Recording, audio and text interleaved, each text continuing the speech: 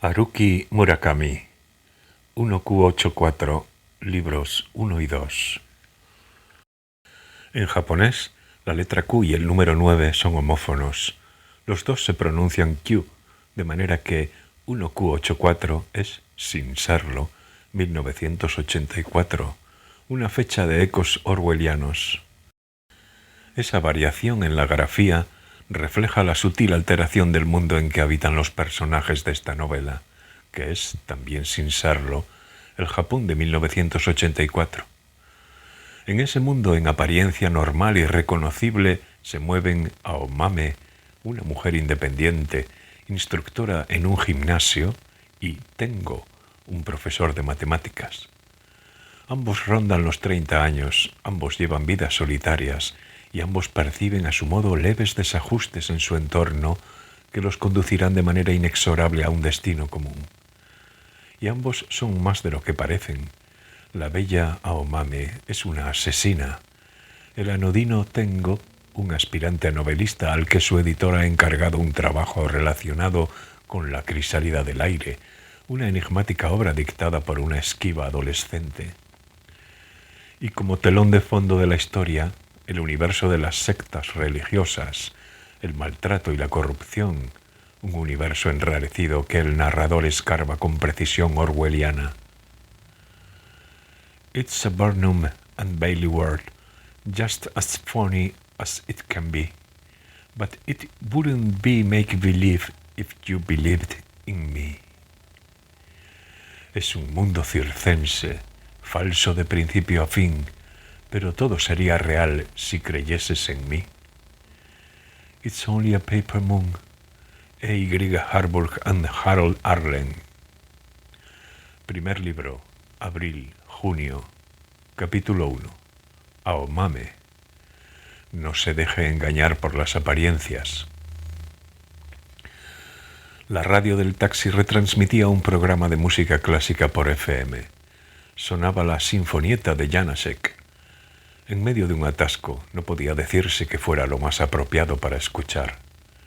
El taxista no parecía prestar demasiada atención a la música. Aquel hombre de mediana edad simplemente observaba con la boca cerrada la interminable fila de coches que se extendía ante él, como un pescador veterano que, erguido en la proa, lee la aciaga línea de convergencia de las corrientes marinas. Aomame, bien recostada en el asiento trasero, escuchaba la música con los ojos entornados. ¿Cuántas personas habrá en el mundo que, al escuchar el inicio de la Sinfonieta de Janáček, puedan adivinar que se trata de la Sinfonieta de Janáček? La respuesta probablemente esté entre muy pocas y casi ninguna.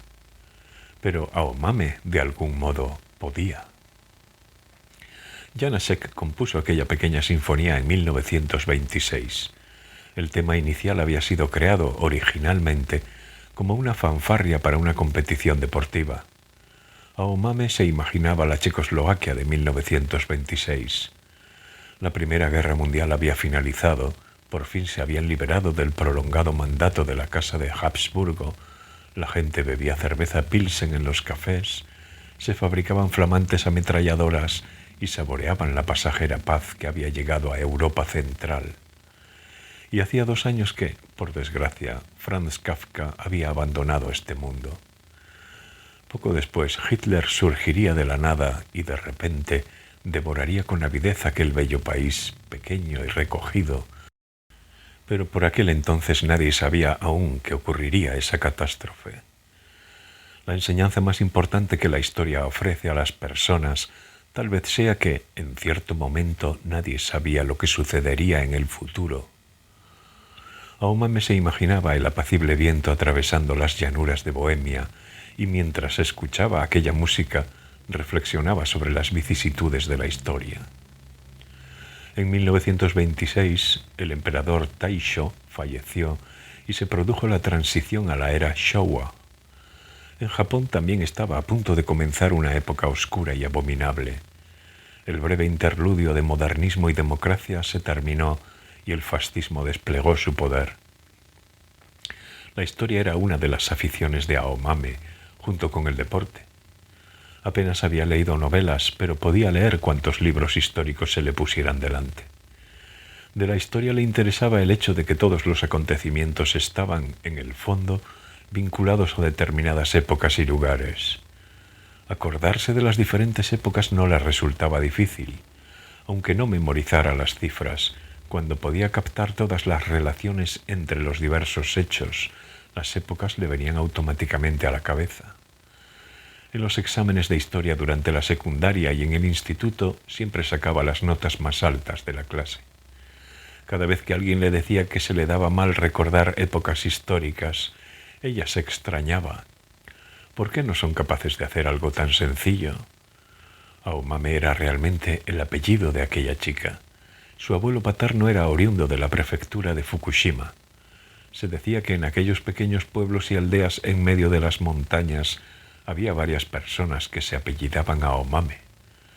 Antes de que Aomame hubiera nacido, su padre rompió los vínculos con su familia. Lo mismo sucedió con su madre. Por eso, Aomame nunca llegó a conocer a sus abuelos. Apenas viajaba, pero si se le presentaba la oportunidad de hacerlo, tenía por costumbre abrir la guía telefónica del hotel y averiguar si había alguien apellidado Aomame, aunque hasta entonces, en todas las ciudades y todos los pueblos que había visitado, no había encontrado a nadie que se apellidara así. En esos momentos se sentía como una náufraga solitaria arrojada a merced de las inmensidades del océano. Dar su apellido siempre le resultaba fastidioso. Cada vez que lo pronunciaba, la gente la miraba a la cara, extrañada o desconcertada. ¿Aomame? Sí, Aomame. Se escribe con los caracteres de verde y de legumbre. Cuando la contrataban en una empresa y debía utilizar tarjetas de presentación, había vivido muchas situaciones embarazosas. Al entregar la tarjeta, la gente se quedaba mirándola fijamente durante un rato, como si de golpe le hubiera entregado una carta anunciando una desgracia. También había oído risas sofocadas al dar su apellido por teléfono. Cuando la llamaban en las salas de espera del ayuntamiento o del hospital, la gente erguía la cabeza y la miraba. Quizás se preguntaran qué cara podría tener alguien apellidado Aomame. A veces se equivocaban y la llamaban Edamame. Incluso la habían llamado Soramame. En esas ocasiones ella corregía. No es Edamame o Soramame, es Aomame. Ciertamente se parecen, pero... Entonces sonreían a la fuerza y se disculpaban. Es que es un apellido raro, ¿no? ¿Cuántas veces habría escuchado la misma cantinela en 30 años de vida? ¿Cuántos chistes pésimos habría hecho todo el mundo con aquel apellido? Si no hubiera nacido con ese apellido, su vida probablemente hubiera sido diferente, con un apellido más común, como por ejemplo Sato, Tanaka o Suzuki. Quizá llevaría una vida más relajada y miraría a la gente con un poco más de indulgencia. Tal vez. Aomame prestaba atención a la música con los ojos cerrados. El bello eco producido por el unísono de los instrumentos de viento calaba en el interior de su cabeza. De repente se dio cuenta de algo. Para ser la radio de un taxi, la calidad del sonido era demasiado buena.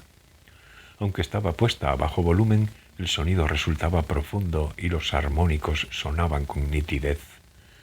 Abrió los ojos, se echó hacia adelante y observó el equipo estéreo instalado en el salpicadero. El aparato era completamente negro y brillaba con fulgor y como con orgullo. No se podía leer el nombre del fabricante, pero por el aspecto supo que era un producto de lujo. Tenía muchos botones y los números verdes sobresalían con elegancia en el panel. Probablemente fuera un aparato de alta tecnología. Una compañía de taxis normal y corriente no equiparía los coches con un sistema de sonido de tal calidad. Aomame echó un vistazo otra vez al interior del vehículo. Como había estado abstraída desde que se subió al coche, no se había fijado, pero aquel no era un taxi normal en ningún sentido. El equipamiento era de buena calidad, la comodidad de los asientos extraordinaria, y ante todo el interior era silencioso. Parecía estar insonorizado porque apenas entraba ruido del exterior. Era como estar en un estudio equipado con dispositivos de aislamiento acústico. Quizá fuera un taxi privado. Entre los conductores de taxis privados hay quien no escatima en gastos para el coche. Aomame buscó con la mirada la placa de identificación, pero no la encontró. Sin embargo, no parecía un taxi ilegal, sin licencia.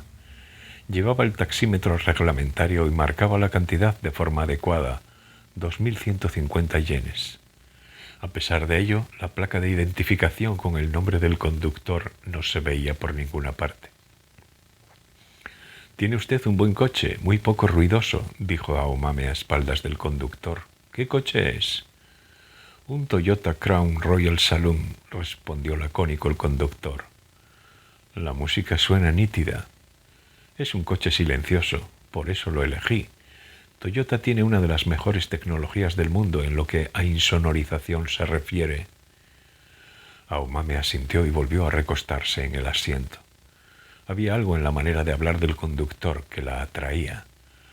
Hablaba como si siempre se dejara algo importante por decir. Por ejemplo, y no es más que un ejemplo, como si no hubiera ninguna queja en cuanto a insonorización, pero el Toyota fallara en algo. Y cuando acababa de hablar, un pequeño fragmento de silencio locuaz se quedaba flotando en el estrecho espacio del vehículo, como la miniatura de una nube imaginaria. De algún modo provocó en Aomame una sensación de inquietud. «Sí que es silencioso», opinó Aomame para alejar aquella nubecilla. «Además, el equipo estéreo parece de lujo». «Me lo pensé 2 veces antes de comprármelo». El tono del conductor sonó como el de un oficial del Estado Mayor retirado hablando de operaciones militares del pasado. «Pero como paso muchas horas dentro del coche, prefiero tener el mejor sonido posible y...»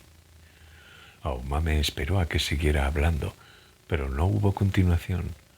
Volvió a cerrar los ojos y a escuchar la música.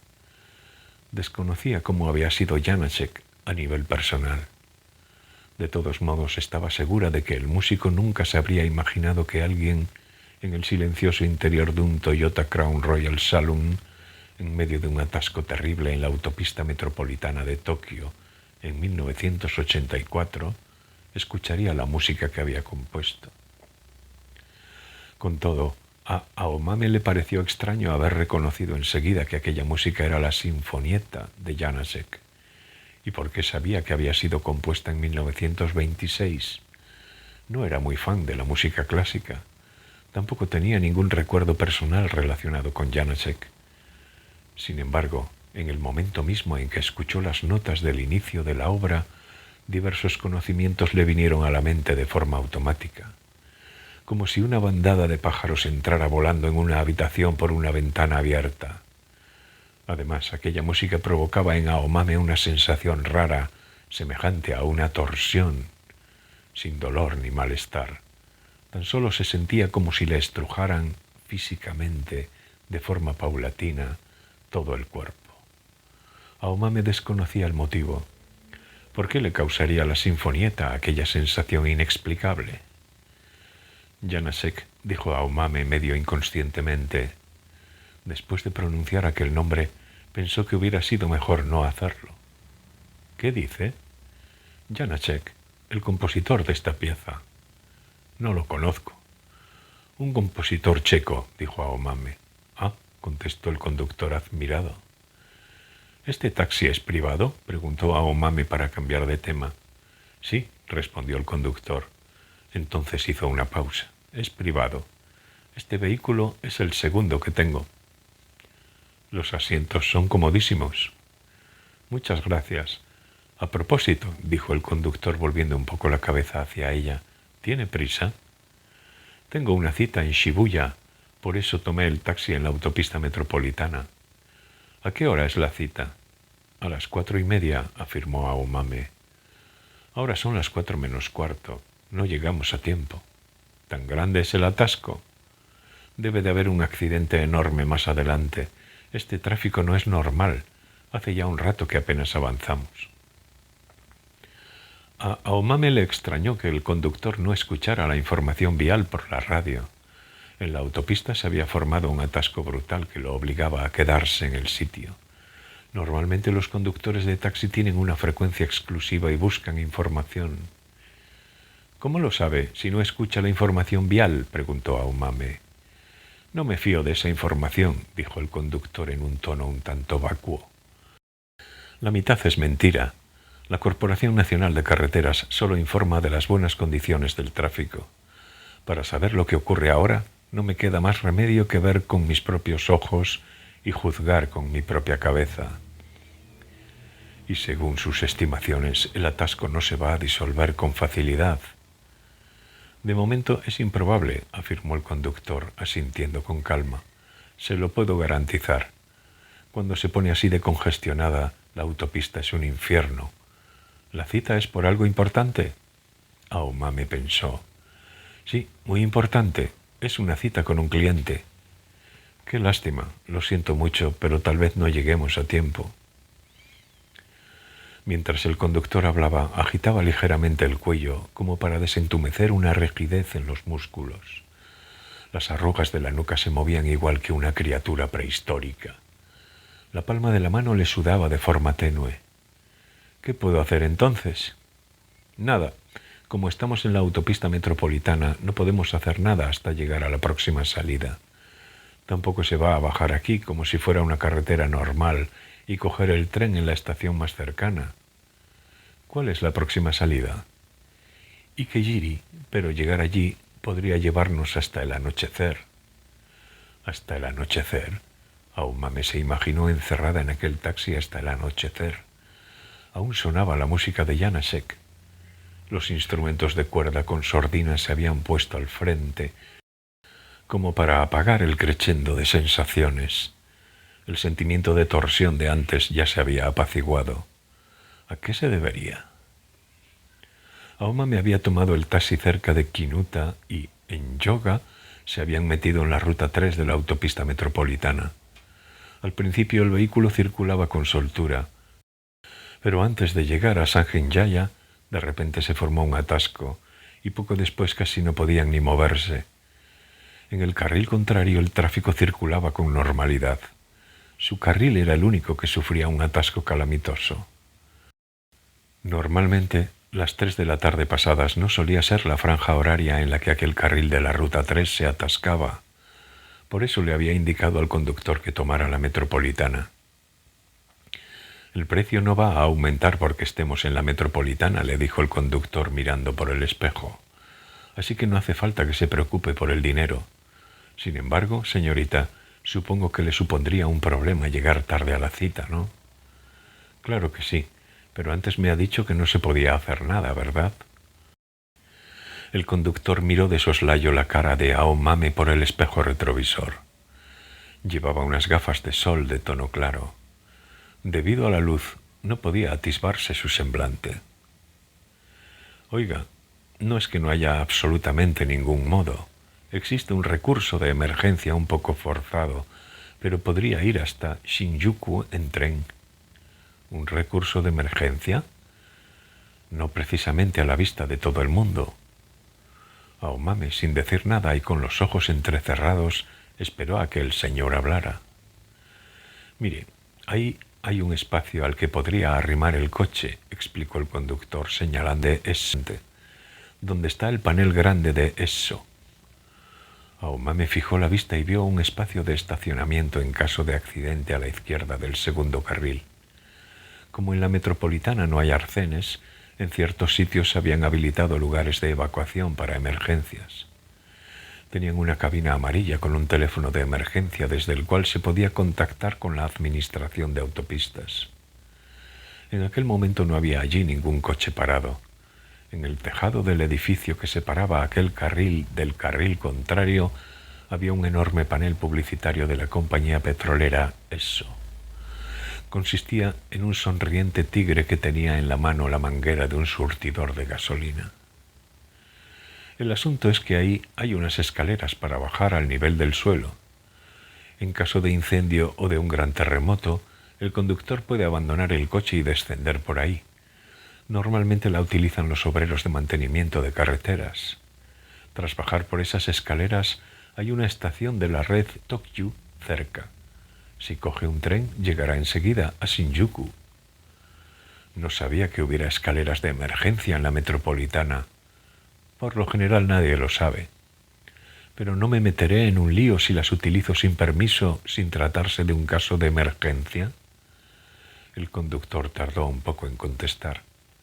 Bueno, no sé bien cómo funcionan exactamente las normas de la Corporación Nacional de Carreteras, pero no va a molestar a nadie y, además, seguro que lo pasarían por alto. En general, en estos sitios no suele haber nadie acechando. En todas partes hay muchos empleados de la Corporación de Carreteras, pero todo el mundo sabe que en realidad hay pocos que trabajen. ¿Qué tipo de escaleras son? Pues parecen unas escaleras de emergencia para incendios. Mire, como aquellas en la parte posterior de aquel viejo hotel. No son particularmente peligrosas. Tienen la altura de un edificio de 3 plantas, más o menos, pero pueden bajarse con normalidad. Aunque ahora mismo en la entrada hay una verja, no es alta y puede saltarse sin problemas. ¿Las ha usado usted en alguna ocasión? No, respondió. Tan solo esbozó una débil sonrisa al espejo interior. Aquella sonrisa podía interpretarse de diferentes formas. Depende completamente de usted, dijo el conductor, dando golpecitos en el volante con la punta de los dedos al ritmo de la música. Como, por mucho que haga, no podemos ir a ninguna parte, no nos queda más remedio que resignarnos. Pero si se trata de un asunto urgente, siempre tiene el recurso de emergencia. Aomame frunció de forma imperceptible el ceño, echó un vistazo al reloj y, a continuación, alzó la cara y miró alrededor del coche. A la derecha había un Mitsubishi Montero negro ligeramente cubierto de polvo blanco. En el asiento del acompañante, un hombre joven había abierto la ventana y fumaba con aire de hastío. Tenía el pelo largo, estaba bronceado y llevaba un cortavientos granate. En el maletero había apiladas varias tablas de surf sucias y ajadas. Delante de ese coche se había parado un Saab 900. Las lunas tintadas estaban completamente cerradas y desde el exterior era imposible ver quién iba dentro. El vehículo estaba muy bien encerado, tan bien que si se pusieran al lado, la cara se le reflejaría. Delante del taxi al que Aomame se había subido se encontraba un Suzuki Alto rojo con una matrícula abollada del barrio de Nerima en el parachoques trasero. Una madre joven agarraba el volante. La hija pequeña se aburría y no paraba de moverse encima del asiento. La madre le llamaba la atención con cara de estar harta. A través del cristal podían leerse los movimientos de la boca de aquella madre.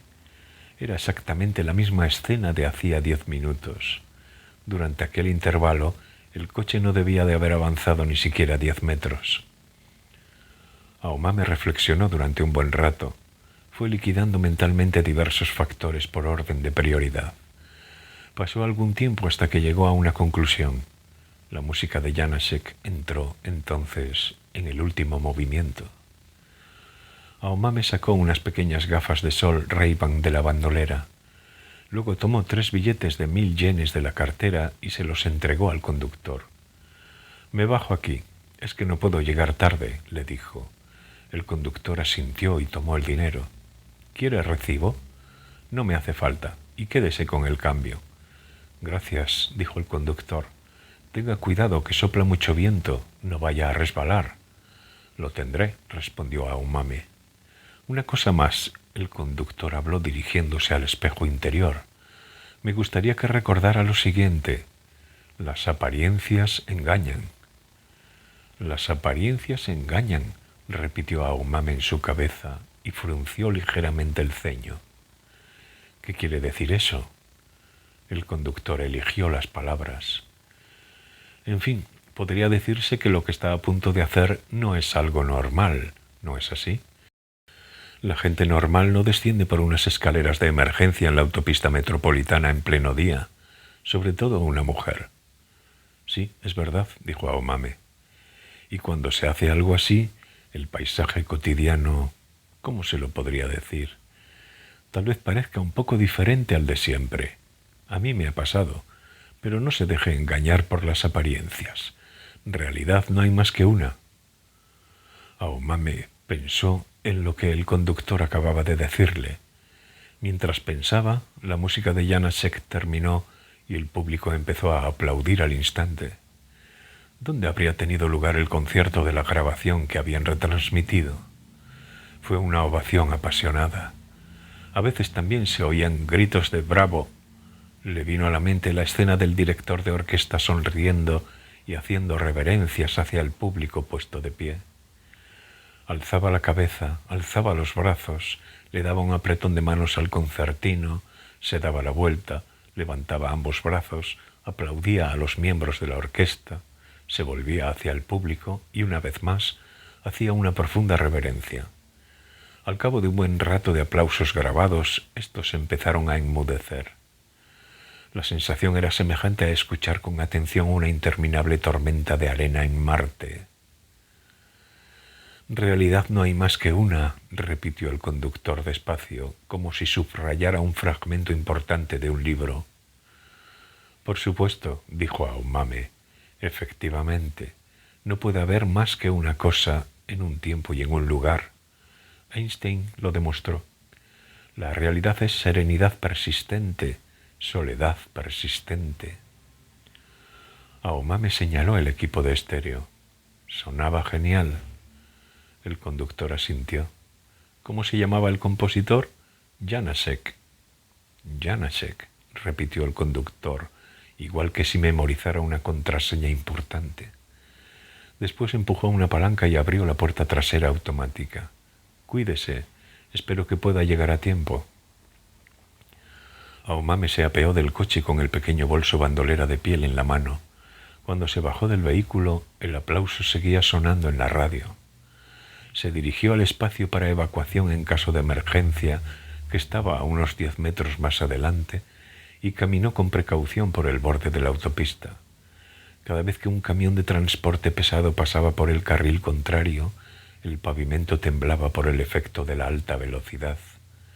Más que a un temblor, se parecía a una marejada, como caminar por la cubierta de un portaaviones en un mar encabritado. La niña pequeña del Suzuki alto, rojo, asomó la cabeza por la ventanilla del asiento del acompañante y se quedó mirando a Aomame boquiabierta. Entonces se dio la vuelta y preguntó a su madre: ¿Qué está haciendo esa chica? ¿A dónde va? Yo también quiero salir. Mamá, yo también quiero salir. Mamá, le pidió en voz alta insistentemente.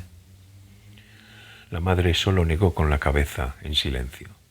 Después echó una rápida mirada de reproche a Aomame. Sin embargo, aquella fue la única voz que se oyó en los alrededores, la única reacción perceptible.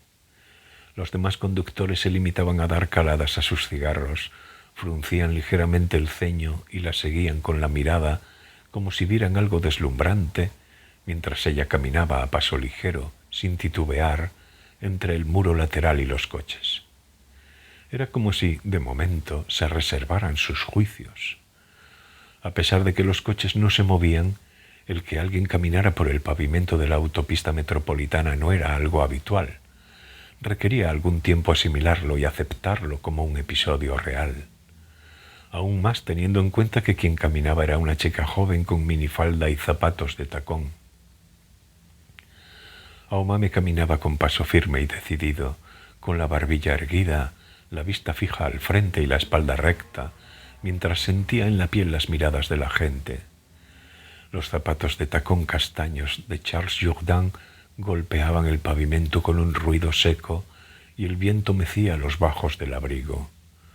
Ya había comenzado abril, pero el viento aún era frío y contenía un presentimiento de agresividad.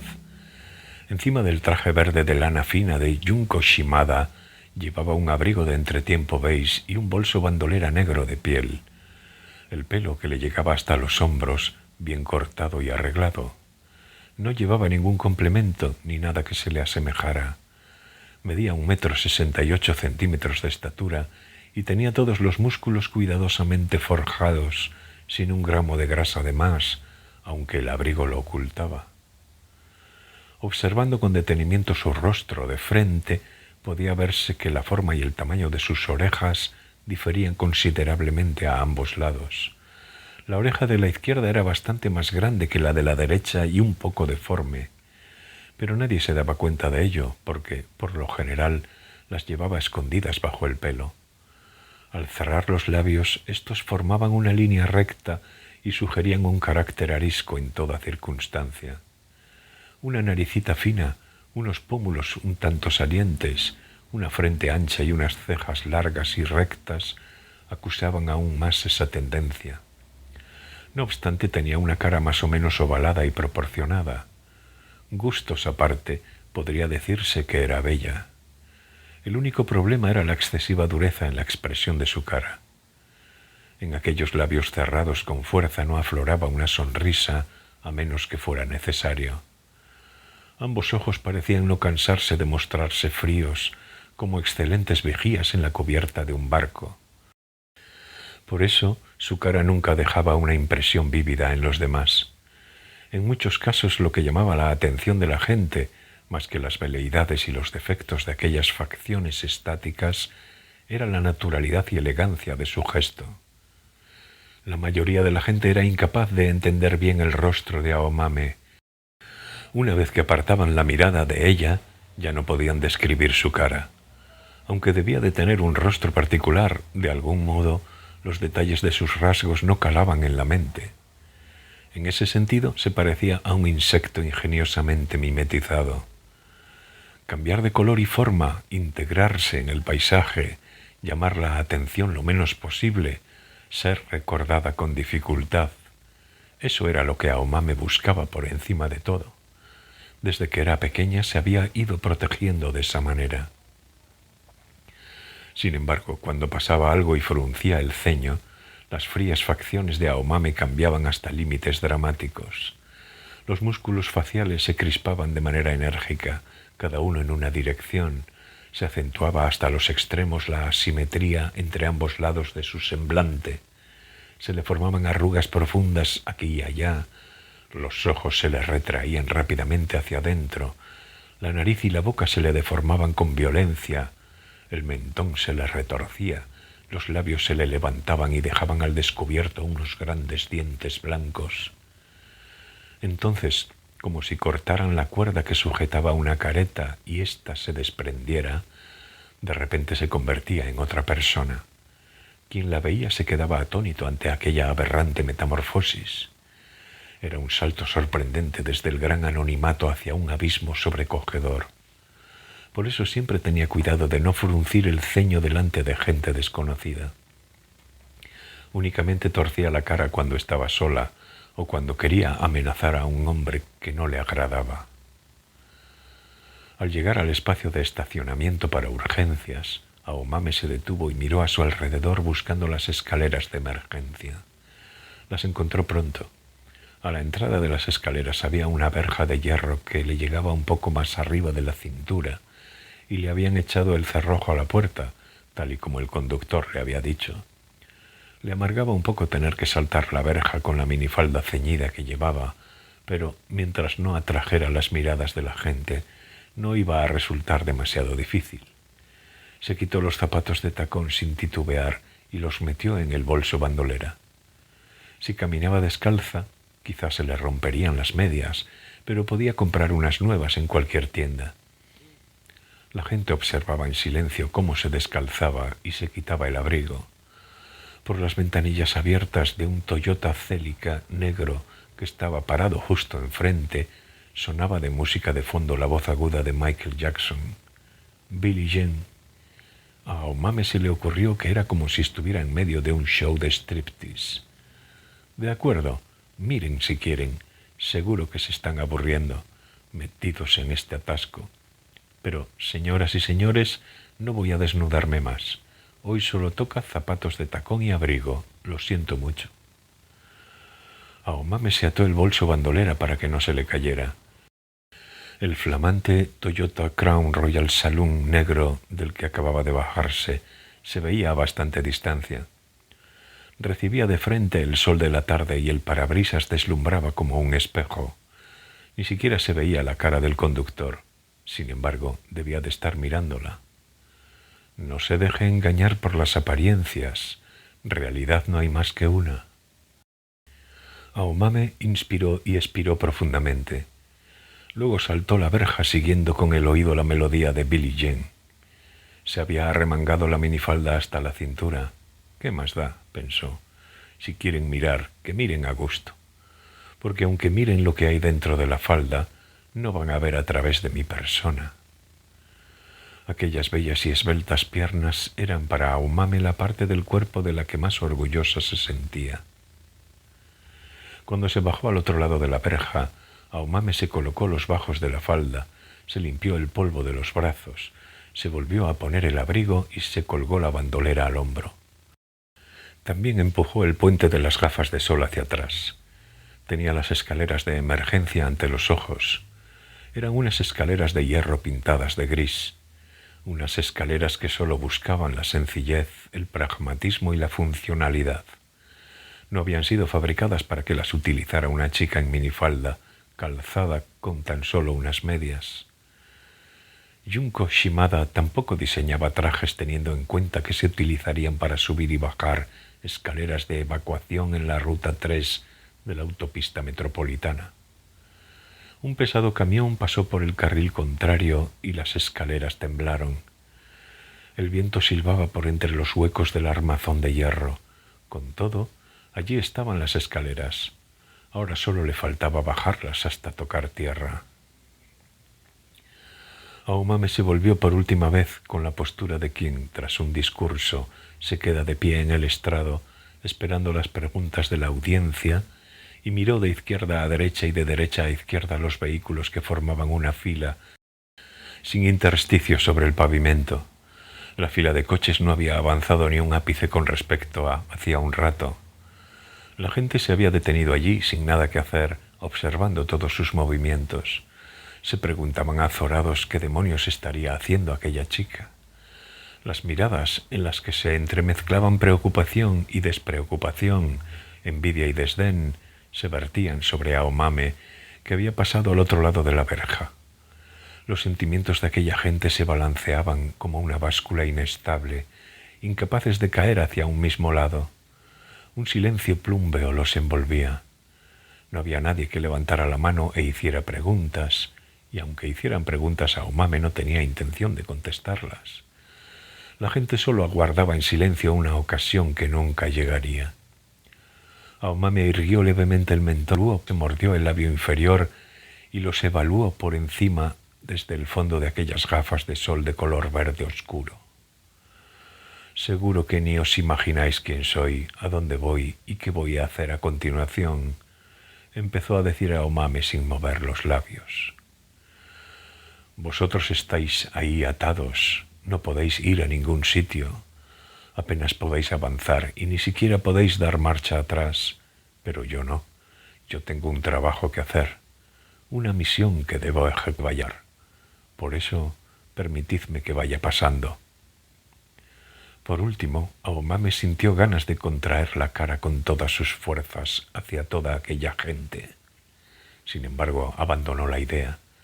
No tenía tiempo para cosas superfluas. Una vez que contrajera la cara, le llevaría trabajo devolverla a su expresión habitual.